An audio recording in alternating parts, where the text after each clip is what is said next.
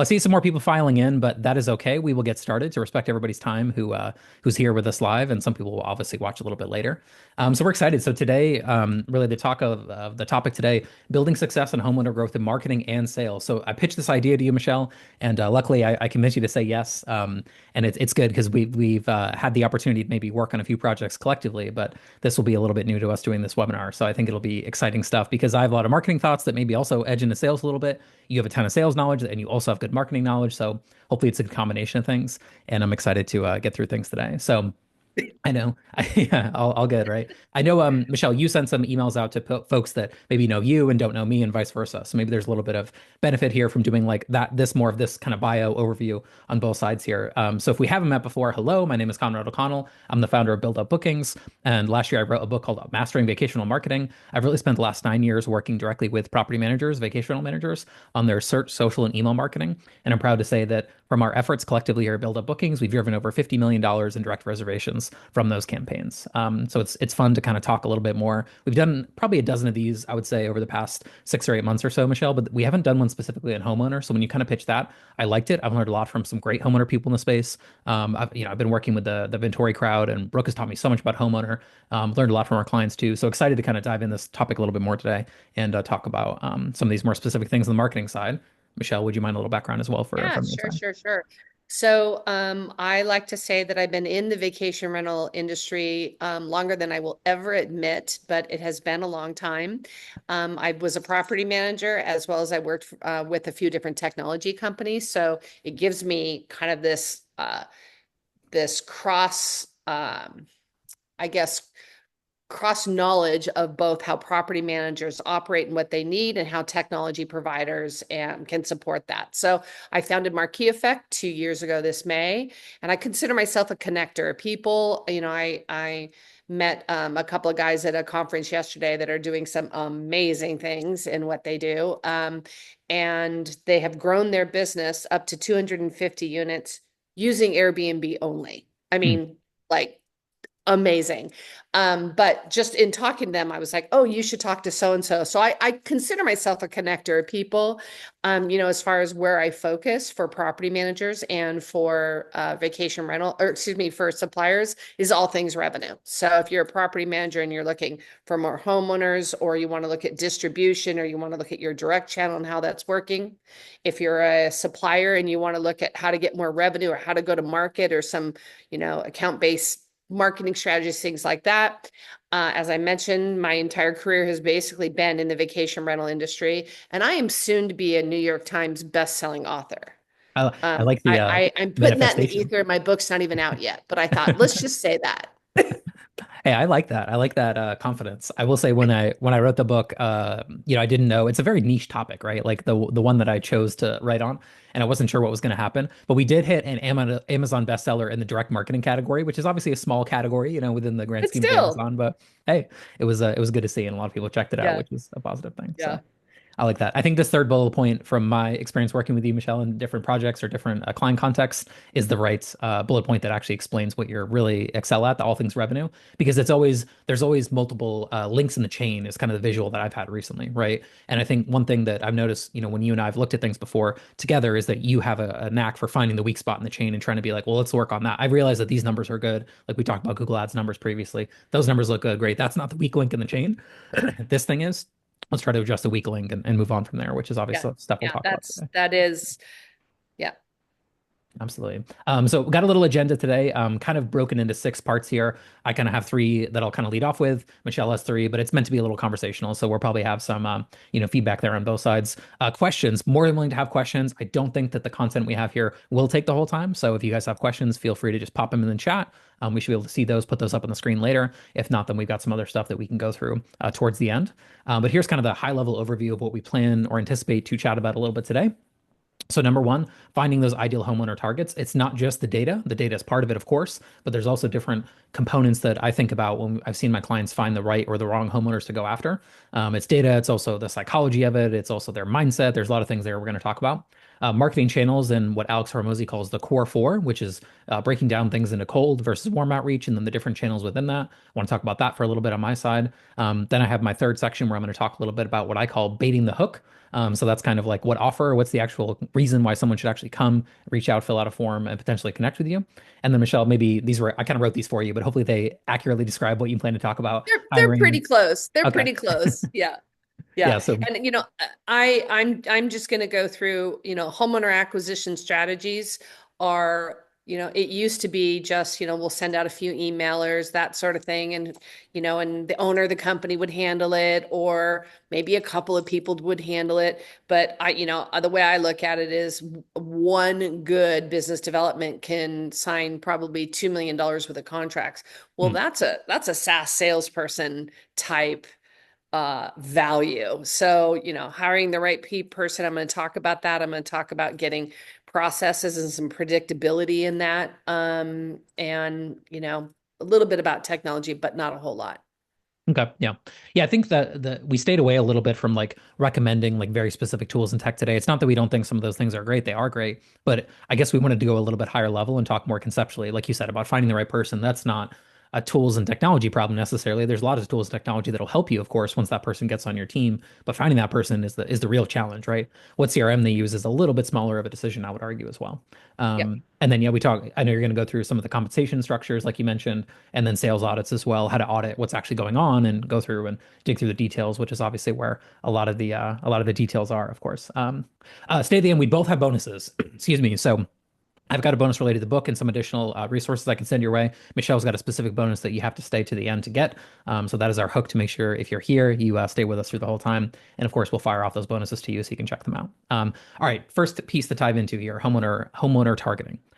I think most homeowner marketing actually fails before it begins, to be honest with you. Before the actual marketing piece of the first asset goes out, before the actual initial campaign is sent, before the first Google Ads campaign is written, whatever the case may be, I think people actually don't know who to market to and why they should trust your company. So I want to talk about that last piece just for a second, because I think that one thing that I see over and over again is this idea that claims by themselves are enough juice or enough believable, I guess, like information for a homeowner to say, sure, this looks pretty credible, this postcard I got. I would love to give you my $500,000 condo. I'd love to give you my $1 million beach house. I'd love to give you my $2 million, mountain chalet in Park City or whatever the case may be. So I think the second part is the most commonly missed, I would say, or misunderstood piece of marketing, which is that anyone receiving your marketing is going to basically automatically distrust or not really believe much of what you're saying on the postcard. So I think it's fine to send out a postcard that is a very effective and can be a very effective way to potentially grab the attention of a homeowner prospect. But in and of itself, it's not actually getting you closer to your goals if you don't put information or put proof in place that actually makes that person who's receiving that postcard, who's receiving that marketing material, whether it's a landing page, an ad, a postcard, whatever it is, it doesn't matter if they can't believe that those claims are actually true. So I think that this second piece, I'm going to harp on it a little bit as we get going here talking about targeting, because I think that understanding why someone should trust your company is a really, really hard thing to do, because we have to kind of take ourselves out of our own perceptions, our own biases of what we feel our company is or what we feel like we do for customers, clients, homeowners, whatever the case may be, and zoom out and look at it from a different perspective. Look at it from someone who's never heard of us before, they've never seen us before, they haven't stayed with us before, they have no real context, and then go, yes, this company is absolutely one that I would be comfortable or, excited to potentially give a $500 or $1 million asset to. And one thing that Paul and I have talked about this a lot on the podcast that we do is that this is probably someone's second most valuable asset in their life. And in many cases, we're learning with many situations with some of these investor types, it is the most valuable asset in their life, period, from a financial standpoint. If someone's lived in their house for 10 or 15 years, maybe that's paid off or they bought it a while ago, the cost is a lot lower. Then they go out and buy a second home, a vacation rental, and they say, we'll rent it when we're not there. Well, they might have had to put two, three, four, five, it's not crazy to think $600,000 of their own cash, hard-earned money into purchasing that home. It takes a lot of trust. It takes a lot of trust to get someone to be like, oh, sure, I'll give you the keys and I'll let you just let random people, basically into my home, right? Like, I think that's a bridge that people don't realize how far it is to get from point A to point B on the trust side of things. And I know, Michelle, we'll talk more about the sales side of this in a few minutes here, but I think the marketing wise, people assume, well, I put the claim on there that I'm the best property manager. What they don't realize is the person receiving that claim doesn't believe it unless you actually prove it beyond a shadow of a doubt. So the first title I have here is assume complete skepticism. The person who's getting your marketing material, again, doesn't matter what it is, landing page, postcard, whatever it is, assume that everything on there, they're going to not really trust you. They're going to think that you're, I don't want to say ripping them off or doing something, negative, but they're just going to look at that and go, yeah, I don't really know. Like they say they're a good property manager. I'm sure all the property managers say they're good property managers. How do I know if this person actually can deliver the goods? So I think you want to come at it from that frame. How can I remove doubt in their mind when it comes to thinking of the claims that I'm making? And that's where I think you're going to start to make some initial progress on some of those ideas. Going in a different direction here on data. I think data, people say data is king. I think data is king and queen because without showing it to the right people, of course, we're really going to be, up a creek without a paddle, right? We're going to have a really hard time saying, hey, our marketing message actually is crafted well. We do a lot of proof in there, but if we're sending it to the wrong person, it's kind of like the classic, we're barking up the wrong tree. Sales is going to be pretty hard, isn't it, Michelle, if you're not actually talking to the right prospect who can actually do anything with you, right? So I think that data side is so important. The next thing I want to talk about for a few minutes too, this is one I see all the time. And Brooke had introduced this concept to me a few years back, and I really have latched onto it. I really like it. Who's the ideal fit in property? That's a more black and white sort of binary type of thing, right? I'm looking for homes that are based in this area, Destin, Florida. I want homes that are similar to the ones I already have. Therefore, it means that it's on the Gulf front. It's 500,000 or more, in property value. It's going to do at least $50,000 a year in gross booking revenue, and it's within this X mile radius. That's more binary. That's more like, hey, it fits in this bucket or it doesn't. That's the property side of it. I think what a lot of people don't think about a ton is who has the right mindset to be a customer or client of mine from the homeowner side. And we see this over and over again where we have clients that we work with where it's like this person is a investor mindset. They're looking at it from the lens of I want to maximize my yield, I want to maximize my occupancy and the revenue I'm driving, and that is the lens in which I'm kind of judging the property manager that I'm working with is how many dollars are hitting my bank account. And sure, they have other considerations as well. If you're delivering a lot of dollars but you're impossible to work with, you're probably not going to keep that homeowner happy in your program, of course. But the primary lens they're looking at might be more of an investment mindset. The other extreme maybe is the person who goes, the home's paid off. I don't need the money. This is just extra money that I will use, to throughout my day-to-day life, when I'm not there using the property. And they are completely emotional with their decision making. So in a way, they almost don't care as much about the revenue coming in from that home, but they care a lot about how you maintain that home. They care a lot about who you're letting into that home. They care a lot about any property damage that occurs because maybe it's a home they're going to live in the future. That's a relatively common thing that's happened to a client that I have here locally. He's lost maybe 15 or 20 homes over the last few years. And, of course, he's asking the person why they want to end the management program. And many of the situations have been, yeah, moving into the home. We've actually retired and we're going to go down there and we're going to go live in the property full time. Really hard sales objection to fight against there, I would say too. I don't know if you have a solve for that one, Michelle. I'd love to hear it. Someone's going to go live in the home. No, don't live in the home. Let me keep renting it so I don't lose this property from my program.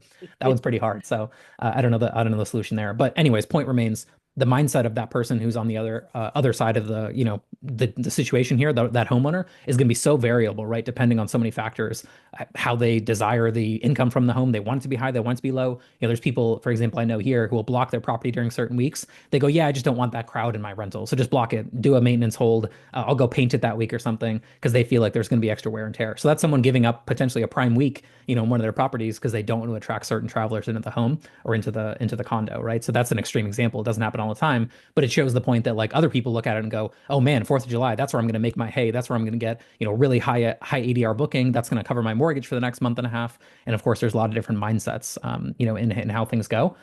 One other kind of marketing and sales thing I suspect we agree on as we get going here is this idea that you need more leads so that you can be picky about your leads. When you don't have a lot of leads coming in, you find yourself I was told this a while ago, desperation is a stinky cologne, right? When you're desperate for that inventory, when you're only getting a handful of homeowner leads every month or every quarter or something like that, you sort of you kind of talk yourself into it being a good fit, even when maybe it's not a good fit. I see this all the time with clients where they're like, yeah, I got a lead from this person, it's 40 miles away. It's not really a great fit, but like, we could do it. Maybe it'll open up a new market for us. They're talking themselves into it, even though it doesn't really fit their criteria.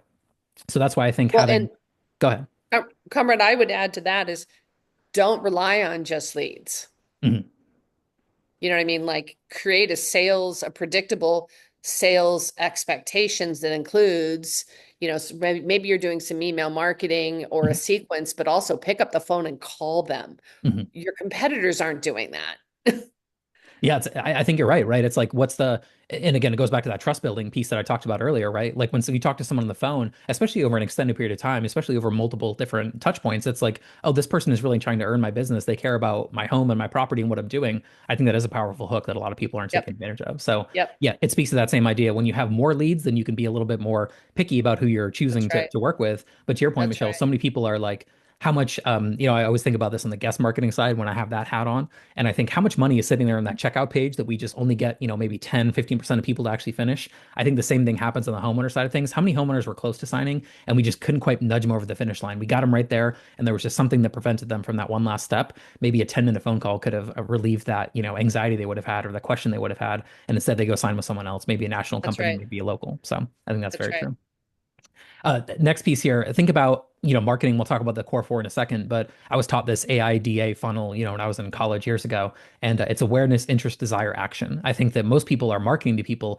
very much in this high level, the awareness stage, without realizing that once someone shows interest, you need to figure out how to get the desire and action out of them. That's not going to come naturally. They're not going to be like super duper excited to be like, yeah, let me like spend all my time and effort and energy dealing with this property manager. Again, I kind of have to remind people sometimes that people who own these homes are often very successful in their own life. Maybe they have a high, wage job. They're a doctor, they're a lawyer, something like that. That's the hint, hint. That's why they can afford the second vacation home, at least a nice one in most situations, right? Or maybe they own their own business. They're busy with that. So when there's awareness, that's kind of you're in their mind somewhere. The interest is really when you get a lead form, when you get that conversation, when that person actually picks up the phone to what Michelle's saying there. The desire and action, though, that's on you. You actually have to get them to desire what it is your service actually is. And then you have to kind of keep nudging them until they take action. We talked about follow-ups, I think, Michelle, at Darm, and I kind of asked you, I think, during the session there, I'm like, what do you think about follow-ups? Because like we have a little rule internally about like 6 follow-ups is kind of a reasonable time frame. You said something different though. Walk me through kind of how you think about follow-ups on the Well, and sales this side. is B2B, but it was Yeah. 13 Yeah. touches to get a prospect to engage with you. 13. So if you're doing 6, your competitor does 13, they're going to win more times than you are. Yeah, yeah. And it makes it really challenging, right? To think about, here's my limitations, as it were, when it comes to, the number of people you have or what tools, maybe they have access to, which maybe that does go to tools and software. How can we make that easier, to reach out to more people? But yeah, I think that funnel and getting people in that initial funnel step probably takes more effort than you think. And then once you have them, it may take even more effort to actually get them down those final 2 steps, right? Desire action. I want them to actually be interested in what I have to say. And then I need them to take action. I need them to sign the contract. I need them to get the home ready, whatever the inhibiting factor is there to get results. And I don't know if any of the technology providers in our industry does this, but HubSpot actually will score the leads. Hmm. So in HubSpot, you can actually see who has been interacting with your content. So you can go, oh, look, this person is closer to buying because they opened our email, they downloaded a white paper, they were on our website, they spent this much time, and you give them points. So then your business development rep can go, oh, Michelle Marquis has been interacting with me. Conrad's a cold deal that's never clicked through to an email. I'm calling Michelle. Absolutely. Absolutely. And it's kind of, I think, one of those things too, where we'll talk about content here in just a minute. So I think you set me up perfectly there, because if you don't have any of that content, how are you ever going to get any of that interest, right? When you have nothing really on your website or nothing that you can actually send people. So I think that's a really valuable step. I'll skip over competitive research. I mean, doing competitive research will help you give more insights. It does surprise me sometimes when I talk to clients and I go, well, who do you kind of consider, like, what's a company in your market that's large? What do they do well? Like, do you have a sense of like what their landing page looks like? Have you gone through their Facebook ads library? Have you tried to see if you can get one of their mailers? And they just kind of say no, like, they're out there, they're getting more inventory. I think although I think some companies obsess about competitors, and I think that can be an unhealthy obsession, I do think it's worth that quarterly or biannual check-in into like, what are they doing from a competitive standpoint? What are they saying? What are their claims on their landing page, on their property management website, or on their website, or on their property management page? And is that something that I should consider? Or maybe they're talking about something like it's revolutionary when it's something that I already do. I mentioned before we hit record here, Michelle, a lead that I got yesterday. We were talking about in the wine country of California. I thought this was brilliant. This is one of the more smart things I've heard in a while. She actually had 2 businesses. One was a helping people get legal permitting business, and then she had a property management business. And what she told me was, once I actually work with someone on the permitting side of things, I can tell if I want them as a customer on the property management side. So she was like, providing someone a really valuable service, which is good business to have. And she was like, yeah, I do make something off that, but that's not almost the main thing. The main thing is I'm selecting people. And what you learned is that other people don't do that. They say, okay, get your permit and then reach out to me, and then I'll help you get the rental up and going. And she's saying, no, I'll help you with the permit. I'll do all the paperwork. I'll make sure everything gets filed right. And then once the people are a good fit, oh, by the way, if you want me to, I can manage it for you as well. Or you can, of course, self-manage. Here's the information on that. But what a way to build trust with someone. Mhm. Fantastic lead gen idea. You guys write that down. I love That's that a one. Yeah. takeaway. That is brilliant. Yeah. If it's I like wrote it helping down for you one of getting my legal. clients I work with. Yeah, yeah. And Really, that was my idea. That was a prospect that I talked to yesterday. So all the credit to so her. good. Yeah, I was like, I was nodding my head aggressively when she was saying that. I'm like, brilliant. And then my last thought here is, who can you keep? It's one thing, and we don't need to litigate all the large, public companies like Vacasa, but if we could identify one problem with them, it's churn, right? Vacasa signs a lot of homes, a lot of inventory. That is not where they're weak. Where they're weak is keeping those homes in their program, right? So I think that one thing that is often stated or said is like the value of these contracts is so high. Couldn't agree more. All the math supports that. But you know what matters is if you're keeping them, because if you're signing two and losing four, you're never ever going to make progress, right? We're not going to get to the right direction there. So I think who you can keep is one of the most valuable questions to ask. And then, self-selecting and selecting people based on kind of that criteria is so important to me. So I kind of mentioned these, assume complete skepticism, data is king and queen. I probably should have been going through these slides one by one, but I was kind of hitting them all at the one by one there. All right, so last piece here on marketing channels. So all credit to this man, Alex Hormozy. This is kind of his concept, but I think that the formula for thinking about this is perfect. So I think it works well, here in this context for homeowner marketing. So there's really just four things that we could do. There's cold outreach, there's warm outreach. I'll go through these and I'll come back. There's content, educational content, and then there's paid ads. That's it. There's only the four things that we can do to get, more pieces in the puzzle. I think that what I've seen over and over again is that let's think about cold as direct mail, direct cold email, and cold calls or cold text messages. This is where most BRMs that I see stop. They kind of stop after that. They do their cold messages. They may or may not get some level of interest, and then they say, okay, well, the one or two I get, I'll kind of work those, and then I'll stop after that. The one thing about it, right, is very easy, to do that. Hey, I can click a button and send a postcard. I can, get some messaging or automated templates to go out there. But it's hard to get consistent with cold, I think, generally speaking. Maybe Michelle has some tips she can give us in a minute here, on sales and getting cold to work better. But like generally speaking, you might have lumpy results. A few leads, a few sales come in here, and then it kind of fizzles out and you don't typically get results right away. But what I have seen is that it is the fastest to get a win with, right? So like when you're starting out, it's like that first set of postcards gets you a lead or two, you get a property or two, and you're like, yes, I'm on the right track. But it's something that I see that doesn't often replicate itself. Sending 5 times, 10 times more cold, like direct mail, for example, with the clients that we work with, doesn't seem to 10x the results. It seems to kind of have a little spike, and then it seems to kind of fizzle after that. So warm outreach, generally speaking, I think is going to convert a lot better. My dad used to sell cars a long time ago, and he told me his mentor told him there's no such thing as a B-backs, which is someone who leaves the car lot and says, "Oh, don't worry, I'll be back. I'm going to come back and I'm going to do some research and then I'll come back and buy a car from you." He said that never happens, B-backs, but B-backs don't happen if you leave the onus on them to just be back and come back later to purchase the car, right? Where B-backs absolutely can happen is, awesome, Michelle, let me get your information, your phone number, etc. I can give you a call tomorrow and we can see, hey, maybe there's a truck coming tonight. I'll see if there's the car you're looking for on that one. We could have another conversation. So the B-backs you have to force the B-backs. They're not just going to happen automatically. They're going to happen through that warm outreach. But if I've already had a conversation and I'm trying to sell Michelle a car, for example, I'm going to have a better chance if we've just had a 10-minute conversation first, and then I can get her back in that fold to potentially sell there.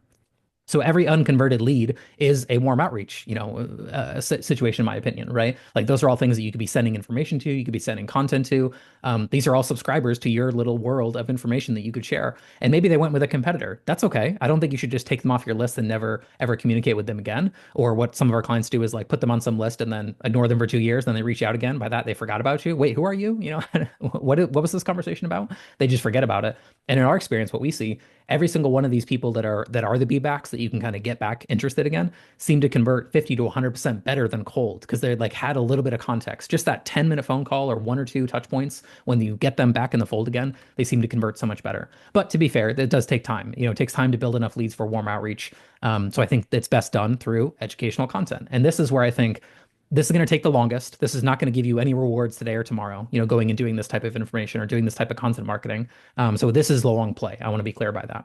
But here's the good news. There's almost no competition. When I go look at most markets, when I go study most of the people and all the clients that, we work with or they're competing in these markets, it is so rare. I mean, I can count on like one hand, maybe two hands, the number of times I've gone to a website and seen like, oh, they publish regular updates on a homeowner blog, or they publish regular information on an email marketing newsletter about the homeowner side of things, the demand, the market pacing reports, all this kind of stuff. It's so rare that I find it. So you may think, oh, I have this much larger competitor in my market. They've got 500 homes. They're doing all this revenue. Surely their homeowner, marketing team is firing on all cylinders. Not really, in my experience. And I've seen a lot of them at this point. So I feel like I can say that with some confidence. And very few of them are actually doing much in the way of content generation. and content creation. So I think that's the good news, right? Is that there's almost no competition here. Regular updates. It sounds simple. I mean, it could be quarterly. It doesn't have to be something you do all the time, but just regular updates. Here's what's happening in the market. All these laws that are changing all the time. What if you were the czar that they went to and said, "Oh, the laws are changing in XYZ location," and Michelle's on top of it, and her company tells me, "Hey, I just went to the city council meeting. Here's a summary of what happened. Just letting you know. Heads up, if you have any questions, let me know. I was there. You may not be because you're an investor from out of town." Simple stuff, right? Here's the AirDNA results. Here's my results. Here's the key data dashboard data. Here's my data. I'm just kind of showing you what I'm seeing, interesting stuff there. No action, just thought it was interesting to you. Those kind of emails are really valuable because they warm people up to the idea of when they need you, they go, well, of course I'm going to go to that person. They're telling me what's going on. They see you as the thought leader, and it doesn't take a ton of content, doesn't take a ton of time to really do this kind of stuff. You mentioned guides and white papers earlier. Never see that or rarely see that. I have a client that I worked with for a while who did a how to design your home in market. So like how to design your home in Myrtle Beach, for example, and gave examples, looked at the top listings, looked at some of her best performing listings, 5-page thing, gave some specific feedback. She gets leads on that all the time and gets leads, converting from that regularly where people download that. They go, yeah, this looks like a lot of work. Can you just do this for me? Oh, I'd love to. Miss Jones, here's how I'll do it. Here's an entry into my program. Case studies. I did a LinkedIn post the other day on Vacasa's case studies. Evolve also has phenomenal case studies. Most property managers have no case studies. Like there's no proof, there's no information about the fact that they work with these owners. Huge opportunity there. So I'm very bullish on case studies. And then paid ads. I know I'm coming up against my little section here, Michelle, so I'll come over to you in just a second, but nothing works faster than paid ads to drive leads. That's the plus. The downside is that we're fishing in a very small pond when it comes to paid ads. And I'm the paid ads guy, right? I wish this stuff, had a much wider set of range to it. It's easier, and it's what I'm good at. But I also want to be realistic with people and say that if you're running Google search ads, if you're running Meta ads, if you're running YouTube placements, all these things, we're fishing in a very small pond. Not that many people day to day, week to week, month to month are like ready to switch property management companies. If there's 1,000 listings in your market, it could only be a handful, two handfuls of people in a given month that are actually moving around. So can paid ads capture them? Absolutely. But are you going to get all the inventory you want just solely off paid ads? I don't believe so. I don't see that very often. Unless you're in a massive market with a ton of search demand, then it's a little bit of a different story. But if you're not in one of those top 3, 4, search markets in the US, you're better off using this to supplement your other efforts. But this certainly can't replace your other efforts from my experience doing the other outreach channels and stuff like that. So my final thought here is that any and all of these marketing channels can work. Any marketing channel can work with enough volume, with enough repetition. It can work.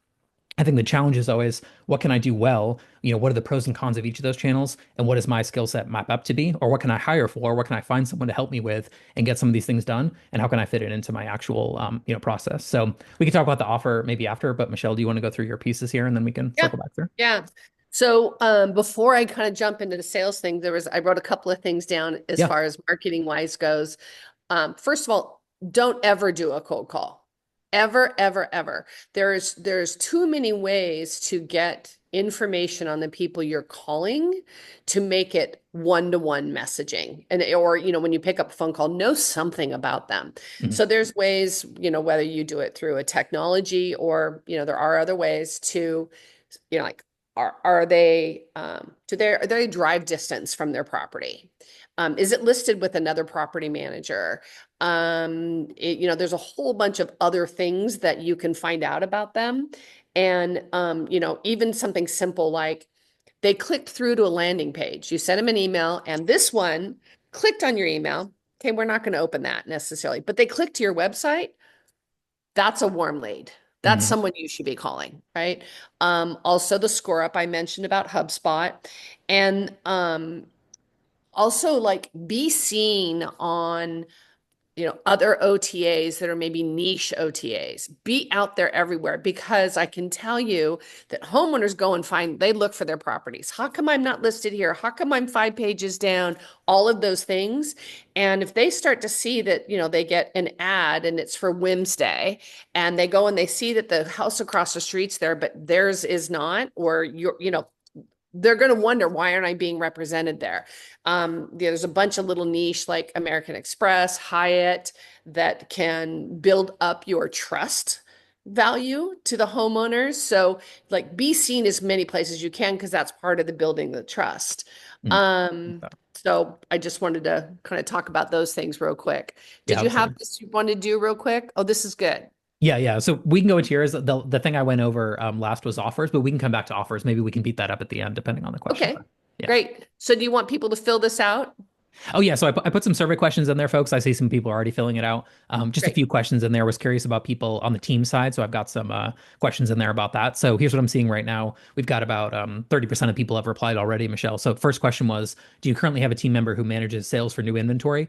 63% of people said yes, 25 said Okay. part-time person, and then Great. 13% said not yet. So that's kind of Great. gives you a little bit of info there.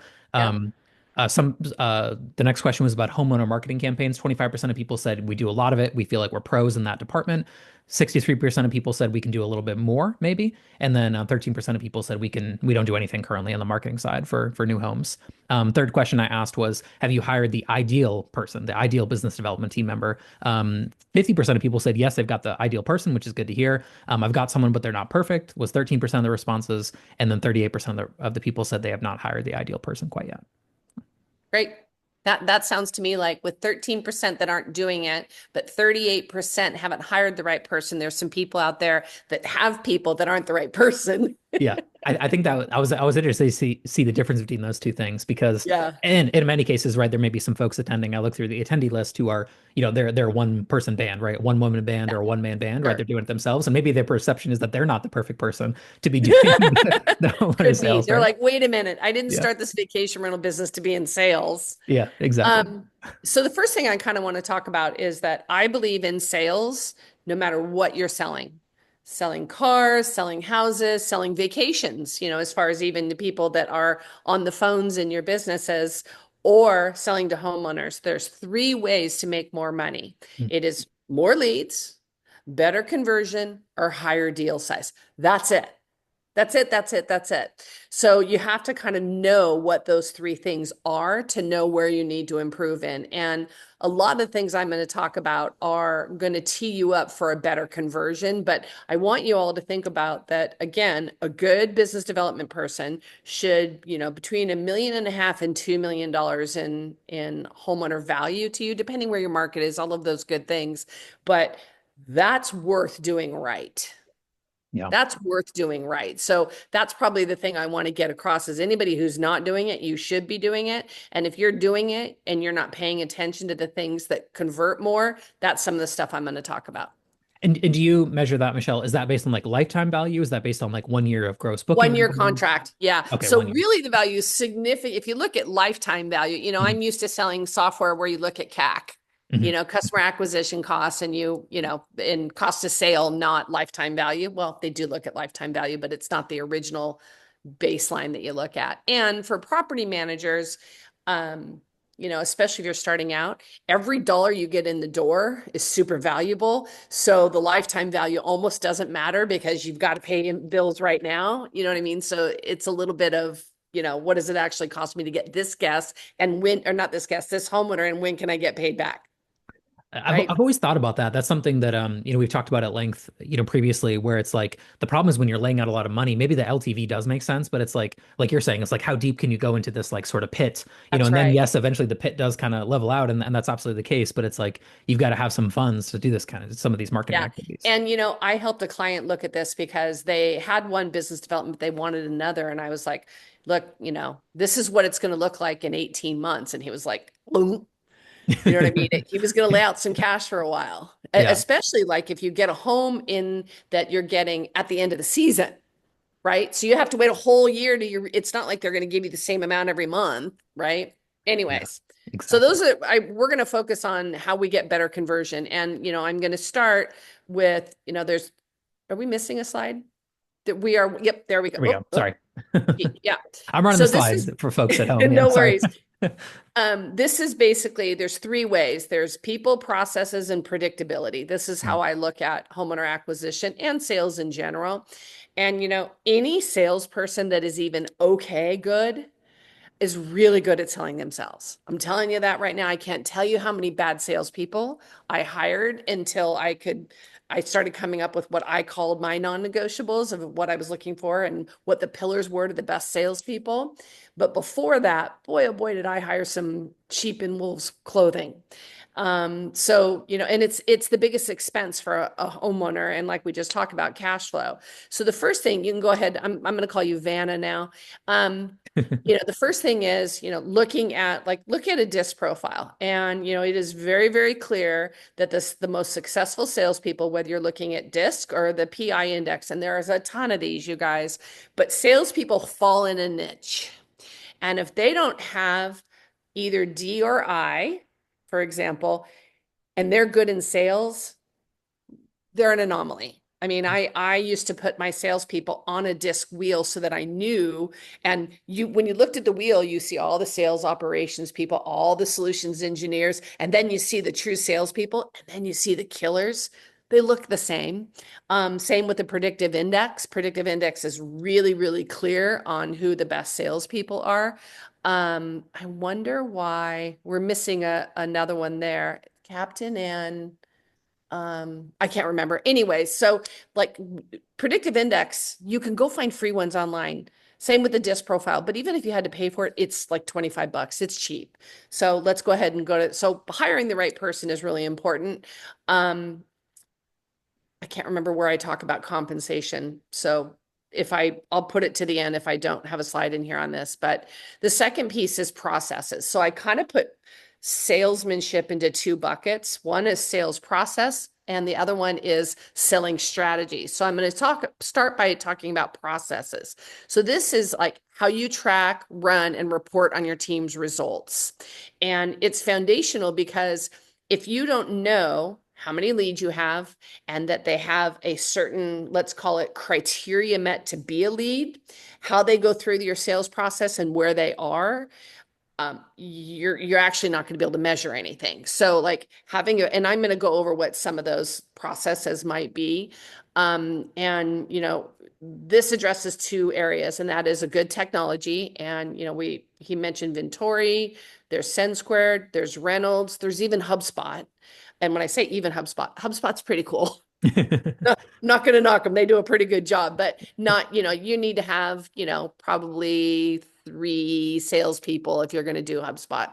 But it's going to allow you to track things and track processes. So go to the next slide and I'm going to give you an idea of like processes, how you do things. So in tracking things, you're going to want to know what really is in my active pipeline. Okay, so active pipeline means that the salesperson, the business development person, and the homeowner know that we're having a discussion to be partners. It doesn't mean you've been chasing them. It doesn't mean you had one conversation with them. It means that there's two-way acknowledgement that we're going to go through a process.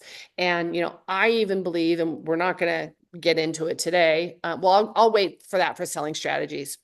I'll hold off on that. So this would be an example of tracking business through the pipeline.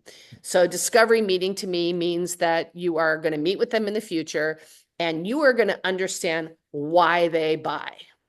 Okay. Not everybody is going to buy because they want ROI on their property.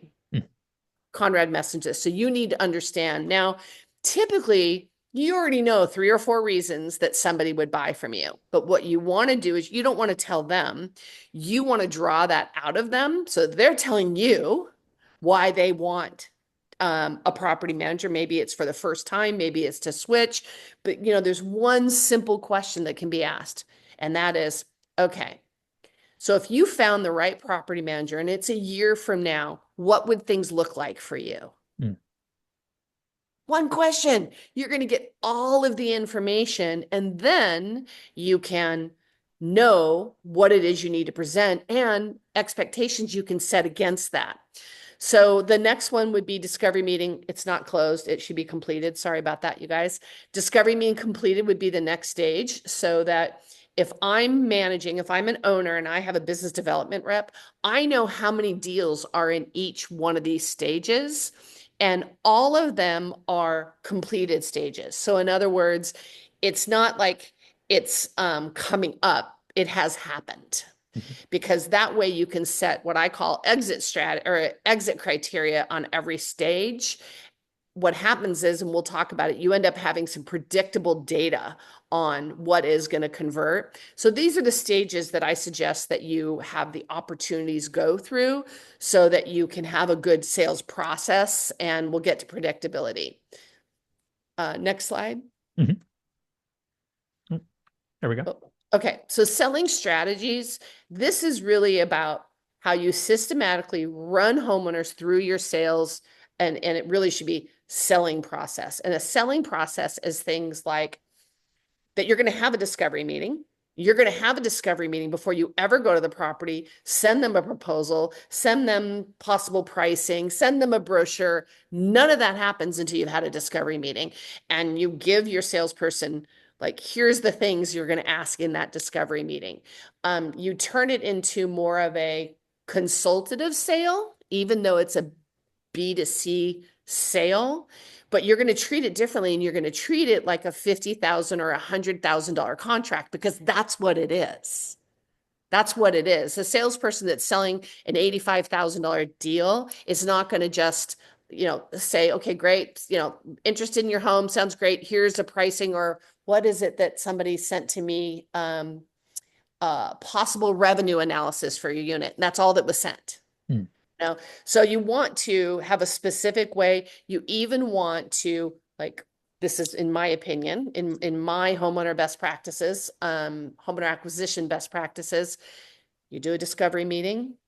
You then set up another meeting to tour the home.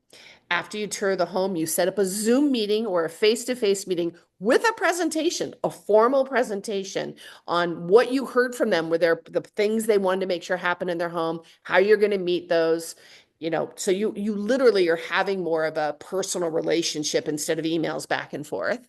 And you're always going to have what I call an advance. So that means that when you speak to somebody, you're always going to plan to do something next, so that you are keeping the deal moving. And there's a bunch of other things, but the thing is, have a way. Like, I have my opinion on how things should go based on my sales experience and my background. But as long as you have a way and everybody follows the same way, you can start to have, if you'll go to the next slide. I had one question there, actually, Michelle. Yeah, So you mentioned this idea of not giving, for example, like commission pricing, maybe until the discovery call has been booked and then we've done a property walkthrough or something like that. But I've seen a lot of these forums, I've been BCC'd on many of them for our clients, and that's the first question, right? Is like, all right, Michelle, here's I got a property, it's 123 Main Street, blah blah blah. What's your commission? So how do we go through that process when they're trying to knock us off our spot a little bit, when it comes yeah. to those types of questions? Well, Conrad, isn't that true in anything you sell? Yeah, yeah, and I think one thing that maybe, and not to expose my own weaknesses here, is I will give people a range. I always struggle with what that range could be, because I'll sometimes make it into a joke. I don't know if this is the right approach, where I go, sure, we have clients that pay us $5,000 a month and $15,000 a month, so it's going to be somewhere in that range, right? As Yeah, a matter of course. But then it's like it's a kind of useless information in a way, but it gets them off the question. But at the same token, it's yeah, like that wasn't really a satisfying answer. I guess that's the yeah. tricky part. I have a really funny story real quick, just Yeah. because it'll stick in people's mind. But I used to sell a product that was very expensive, and we never gave price on the first call. And I was face to face in this meeting, and I was the VP of sales. So I mean, like, I trained on this stuff. I made up how we would have these conversations, and we did what we called these upfront contracts about, like, we're today, one of the things we're not going to do is talk about price, blah, blah, blah, blah, blah. But the guy, so I tell him that we're going to hold off on price, and this is why. And he turns he literally grabs my chair, puts it in front of him, puts his hands on the chair and looks at me. He goes, I want to know how much it is. I'm like, just told him. I was almost scared. But I think for the homeowner, you say, we have very, very competitive pricing. It's more important to us to have a good culture fit and understand what some of your goals are, and make sure we can meet your goals financially and otherwise. Hmm. Okay, I gotcha. That's how I So I would think do it. having scripts for like what those Oh kind yeah. of often Oh little yeah. road bumps are, and that Oh that's yeah. what I see all I the mean, time. that's about having a sales process, right? Yeah, yeah, absolutely. And that, I call that a bomb, just so you know, and you want Right, to blow it up before somebody brings it up. right on. Okay, Um, sorry, I broke your flow there. no, Data, no, data, that's data. okay. That's okay. So the predictability is, once you have a way you have things running through, Mhm. and then you have a way you want people to sell, then it's all about data. It's all about what's in the where it is in the pipeline, how long it's been there, and the percentage of those deals that move forward into what I call an advance, right? The advance is to get a meeting the next meeting. And, that's pretty easy if you cover that stuff in part of your selling strategies. But you want to track the number of ops, the number of close, so you have close ratio. And, over time, that becomes predictable. Now, where that's helpful is because then you can start doing revenue planning and income planning based on what's in the pipeline. You can go, okay, I've got $2 million in pipeline, of which this much is in discovery meeting. And I convert 20% of what's in discovery meetings. I'm making that up. But I have this much, I have $500,000 that's in contract sent, and I close 90% of what's in contract sent. I know what my season is. You can put out a formula that says what percentage of revenue is going to come what month. And that helps property managers then go, okay, I can afford to hire a second person, or wow, that means I'm going to need to, hire more people or whatever, but it becomes much more predictable than just having somebody out there. And this is how it usually goes. Oh, I got an inquiry for somebody and I think they're going to sign. Like property managers, please tell me. Yeah, how many times have you heard that from your business development person? And then it just goes dark. They've Yeah. got three leads, you're super excited, and then you're like, I haven't seen any contracts. Yeah. So, On my own team, Michelle, and one of them, oh, in fact, maybe two of them are on the call. So I say this with all the love in the world. Those people on the call, they are the most optimistic people I've ever met. When a prospect comes in, especially once they've had a conversation, they are going to close everybody, and yet we don't seem to close everybody. So I think there yeah, is that. yeah, What's the reasonable yeah. discount that It's the are it's used to? and thank goodness they're optimistic, right? But Yes. Yeah. data overrides Yeah. um, that feeling. And remember that you need to have exit criteria within each of those, kind of how you're moving things through a pipeline, so Mhm. that everybody does the same thing when something happens in their deal. Becomes much more predictable. Absolutely. I like that. Like that. Yeah. Yeah, and I think that obviously some of these things are tricky. Like one comment I would have here before we go to the next thing is I think a lot of people set very unrealistic goals when they begin doing the homeowner marketing side. So the example I'll give is like a company's been around for 5 years and they have 20 homes. So I go, well, you're probably averaging, your average signing like 3 or 4 a year, right? Like, and maybe at first you were a little bit slower, and then, a little bit, maybe your pace has picked up recently. But then they'll go, well, I want to be 100 by the end of next year. It's like, okay, wait a second, wait a second. We're signing 3 or 4 a year. Now we're going to sign 80 in 12 months. Like, I realize Yeah. you're ramping up your marketing activity, but how are we going to go from a drip to a waterfall of, that? Like, how is that Yeah. actually going to happen? I think knowing some of this data would be so interesting for me to potentially review with a client, where it's like talking to them Well, and saying like, what's actually realistic? yeah, and that's one of the things property managers can do, is do a waterfall. Do a Mhm. real waterfall, and make your numbers conservative, and you really can see, okay, it's going to take me 90 days to close my first deal, and the if 90 days is my selling cycle, then how long is it going to take me to get a good rich pipeline? Is it going to take 60 days? Mhm. So there is some math that can be done conservatively on that. But then then you have to hire the right person. You have to compensate them. I didn't talk about that. You have to compensate them appropriately. You need to like hold people accountable. You have to manage it, but it's Exactly. worth it if it's $2 million, I think. Yeah, well, that's where the math works out. Well, I think that was the next piece here, going on the compensation, or at least it was a bullet point here. Do we want to go Yeah. through that? Yes. So, compensation is one of the hardest things, because the revenue is a forward revenue that goes with seasonality. So, if you have a salesperson that you're paying on, like, let's just say you're giving them a percentage of revenue, it means the salesperson that you have is always going to have 12 months of revenue on the books when they leave. Always. Mhm. So you have to figure out a way to pay some of it up front, and to like, maybe you put in some attrition modeling yourself so that but making sure to pay people correctly. And who was it? Better Talent put a homeowner acquisition OTE or earnings out there of 150 was the OTE. I'm Mhm. like, that's where you get a good salesperson. You don't get a good salesperson for $75,000 a year. Or if you do, they're early in their career and they're going to move on. Mhm. Mhm. So, you need to make sure that you're ready to invest in, someone that is high D, high I, understands selling, understands the sales process. I have a client I'm consulting with that their salesperson is not a salesperson Mhm. at all, is not open to coaching. Um, I, I can't do anything with that. Yeah. The clay is dry. You can't mold it. I can't do anything with that. Yeah.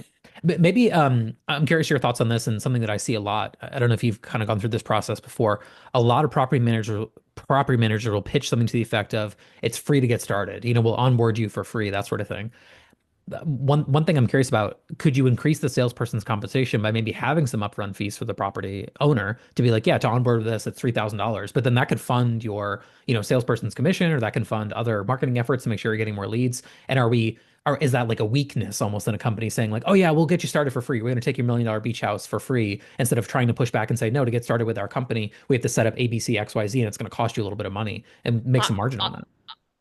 I mean, honestly, I would have a fee. And this Yeah. client that I'm working with, I told them to start a fee. If it's a home you really want, you can discount it or you could spread it out. There's a lot of things you can do. But the thing is, anytime you do an upfront fee, you have to show the value in that. Right. Here's the value. I'm making this up. I'm going to make sure all of your permits are ready to go. I'm going to retake photos.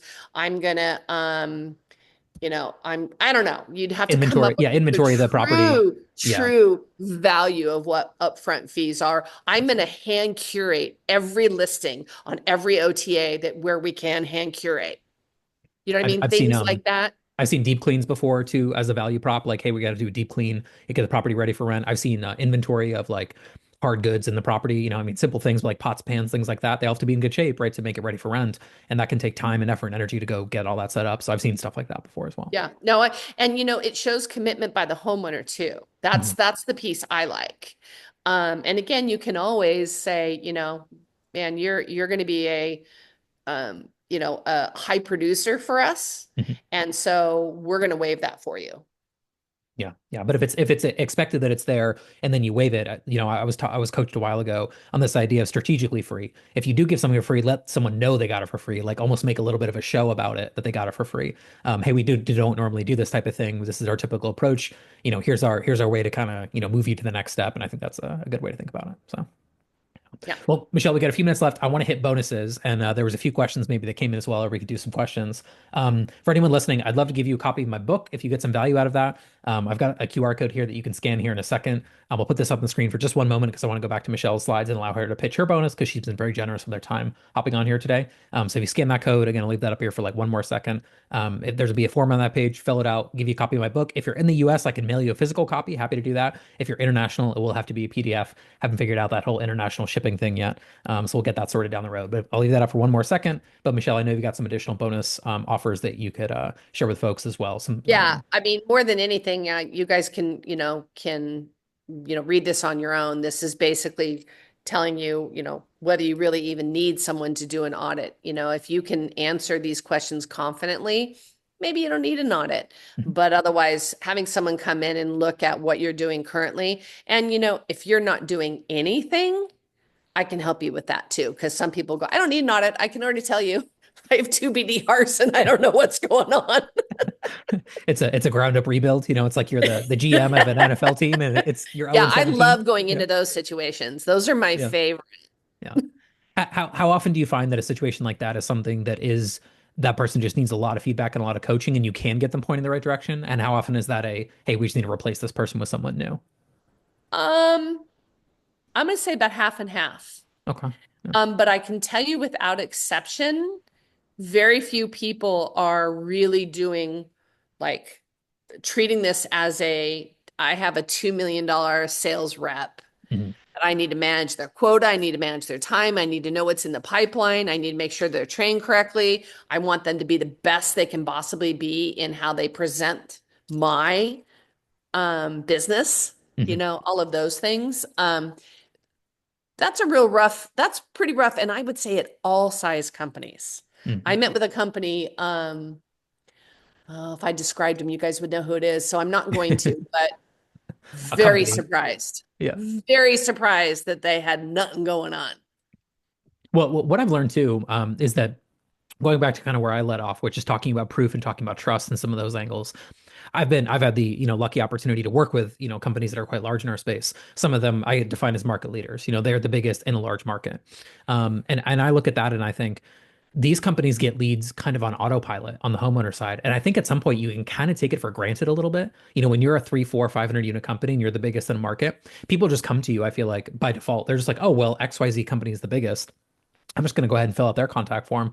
500 other people manage their homes. Probably they can manage mine if I'm in that same market. And I think people don't realize that like it can create a little bit of like atrophied muscle almost a little bit on the sales and marketing side because they're not having to do a lot of that activity. They're not having to be really aggressive with paid ads. They're not really having to do a lot of content marketing or other things on the marketing side. And then on sales, I suspect maybe that's what you encountered, Michelle, like a bit of a atrophied muscle. They didn't need to work out. So it was just kind of sitting there and relaxing and not doing much. Yeah, we'll sign some homes, we'll keep stuff. And I think that Yeah, can well, kind and of think about how it's been.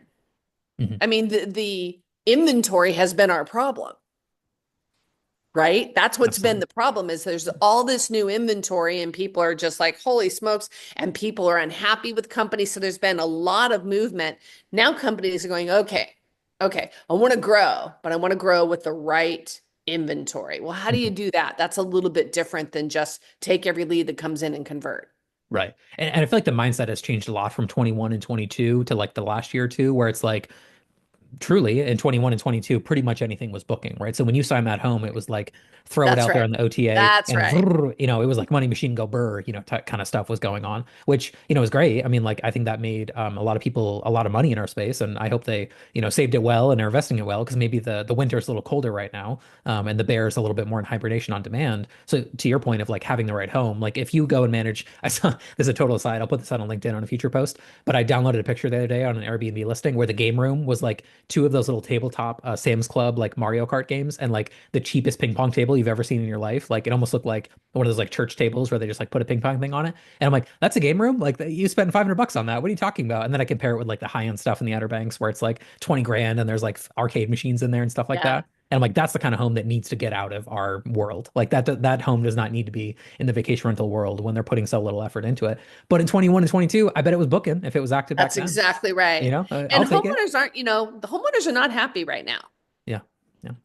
You know Well, what I mean? and one And so thing, yeah, going back to the maybe two thoughts here to end us on, that content idea I had earlier of letting people know what's going on. Sometimes what's going on is bad news. You have to go to your homeowners and say demand is down, rates are down, ADR is down, but here's what I'm doing. Like here's how I'm processing this information yeah, and hearing it. Brooke told me this a while ago, and this is a Rob thing. Rob Holderness from Ventori told me, in the absence of information, people assume the worst. When he told me that, it just stuck in my brain because I'm like, that is so true. It's true in my business. I know it's going to be true with the relationship that a vacation rental manager has with their homeowner. So sometimes the news you're sharing is bad news, but people can tolerate it a lot better when you do say, when it's coming from you and it's not coming from their own perceptions and they're just making things up in their head about what's happening. Well, these guys, man, they're charging me these fees. They're not even getting that much revenue. And I'm just sitting here, getting poorer and my, costs are going up and they don't care. When you show empathy, when you show the data, when you're the one controlling that conversation a little bit better, yeah, the churn is going to go down. So that's my second point, right? Is that you have to sign what you can keep, and if you can keep that person, maybe they're not thrilled, but if you can keep on the program as things tend to get better, or as you make improvements to the property and things get better, now you've got a better system for success. So, yeah. And what you said was, uh, it's along the same lines, but be the place to understand the market. mhm. Yeah, Even if you're not their property manager, be the place they get the information. So you send out something that says, hey, we got some, because a lot of property managers didn't talk about, hey, with COVID behind us now, things are going to get, and inventory up, things are going to get a little dicey. yeah, Many people didn't communicate that to their homeowners. So then their homeowners get their check and they go, what the heck happened? And then they go to look at themselves up on Hyatt and they're not there. yeah. Oh, And look at that. it They're spirals not out of even control. marketing for me.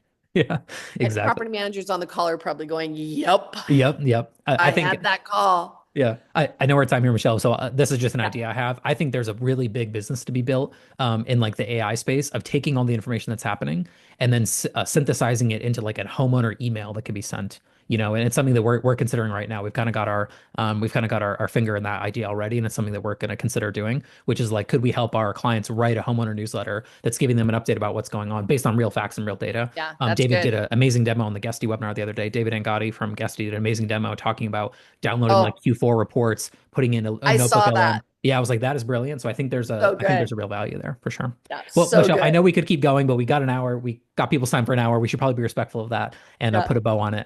So thank you so much. Michelle has we'll send over the attendee list. If you're here, you'll get a message from Michelle. You might get a message from myself. Of course, we'll do all follow-ups. We need to do our sales follow-ups and see if we can potentially assist you in some way. But thank you so much for attending. If you did show up live, we really appreciate it. If you're watching later, hope you're having an awesome day. That's all we got for right now. Thanks, Michelle, for joining me. I really do appreciate Thank it. you. That was fun. Yeah, Bye, absolutely. everybody. Thanks so much.